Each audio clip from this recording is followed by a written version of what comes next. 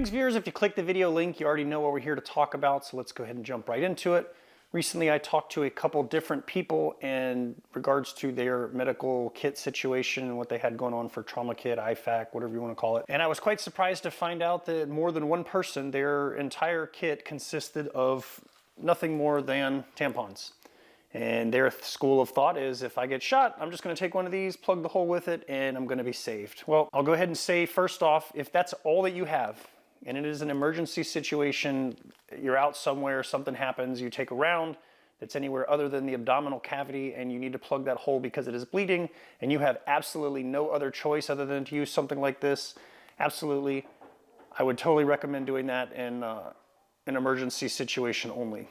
However, if you are planning and you have time to go into an event and you're deciding ahead of time that this is all you're bringing. So first of all, that is one specific use case scenario. So what happens if you're not shot?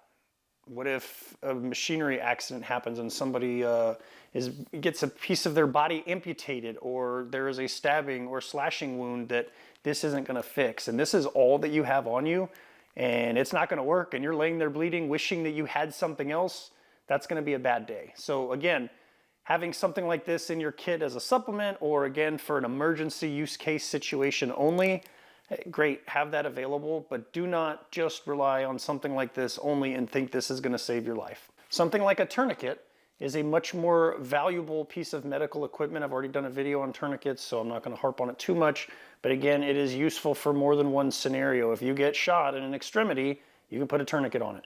If you have an extremity that gets amputated, you can put a tourniquet on it. If you have some sort of stab or slash wound on an extremity, put a tourniquet on it. If you get shot, then you can put one of these in there.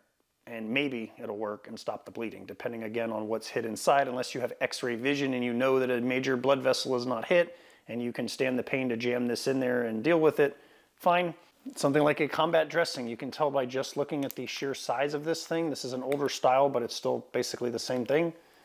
Versus the amount of material that's inside of one of these, you're just not gonna get the more bang for your buck. Yes, it's more compact, more portable, maybe more discreet. Again, you're going out somewhere with your girlfriend, she's got a couple of these in her purse. It's not anything out of the ordinary. You don't have a whole giant medical kit. Raise some suspicion if you have to go through security or something why you have that. Again, different situations are gonna vary, but I would not rely solely on something like this. And we'll look at the construction of it and explain even further why that's probably not the greatest idea, even to rely on these solely, even if it is a gunshot wound type scenario.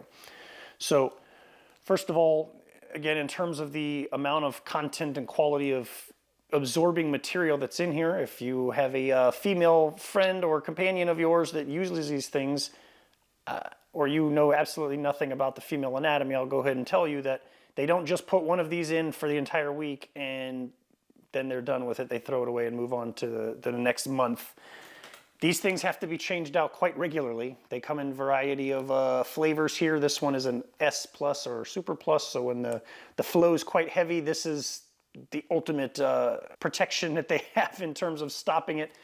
But these things get full and they have to be replaced quite frequently. So unless you have a bunch of these and you plan on jamming it in a bullet hole repeatedly and ripping out anything that may have been clotted to shove another one in there, you can see why, again, this is also not the world's greatest idea in terms of combat dressings. They do make combat gauze for scenarios like that. Again, if it's not in the abdominal area, you have to pack a wound with the gauze and you can shove it in there. There's a heck of a lot more material than there is in something like this. So let's go ahead and change the camera view, and we're gonna open this thing up and take a look at it and compare it to the combat dressing, and you'll understand a little bit more what I'm talking about. All right, so you got this view set up here. So again, I have my Super Plus tampon plus our old H-Bandage Comprehensive Combat Dressing still in the packaging.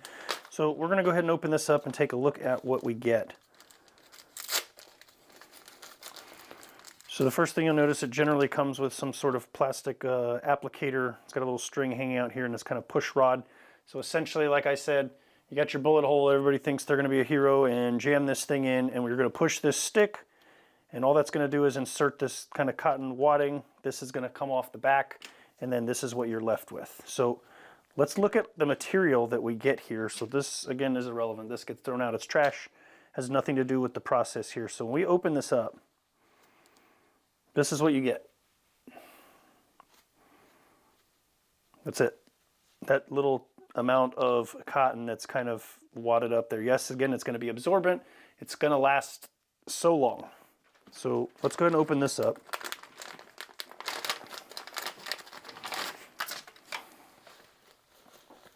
So this one's got a little bit more fancy stuff on it. We've got the bandage here to wrap around and apply pressure. So that's one good thing going for it as well. So this is why it's called the H bandage, because it's got this right here to help kind of apply more pressure on there. So let's just go ahead and look at the sheer amount of absorbent material here and just tell me if you notice a little bit of a disparity in what you think this is actually going to kind of stop and absorb before it gets full and starts leaking. Because again, depending on where you're hit, if a major artery or vein has been struck and you're bleeding out, you may have about 30 to 40 seconds before you go unconscious from blood loss. If I have a choice and I'm going in again prepared, not this is my plan to bring something like this versus something like this that's got a lot more material, more surface area, more absorbency before it's going to be full and need to be replaced, I'm definitely going to put my money on something like that. And again, reserve this for emergency scenarios only. Again, jamming your thumb in a hole may be all you've got in an emergency, so you got to do what you got to do. But just keep that in mind. Don't make this your plan. Make this a supplement to your plan or a backup plan, a plan Z, something that you hope you don't have to go to because you have other stuff to be prepared, such as, again, combat gauze, tourniquets, combat dressings, other things in your medical kit instead of just one item, all right? So think about it, you carry a gun every day. You don't just put one bullet in it because that's all you're gonna need. So just bring a couple things, and hopefully you learned something here today. These are not magical dressings in terms of combat injuries. So just keep that in mind. If you think I missed something, if you have any input or something else you'd like to add or some questions, please feel free to leave me a comment down below. I'll stop taking up your time and yapping about the same stuff over and over again. Like I said, hopefully you learned something from this. Thank you for watching, and we'll catch you in the next video.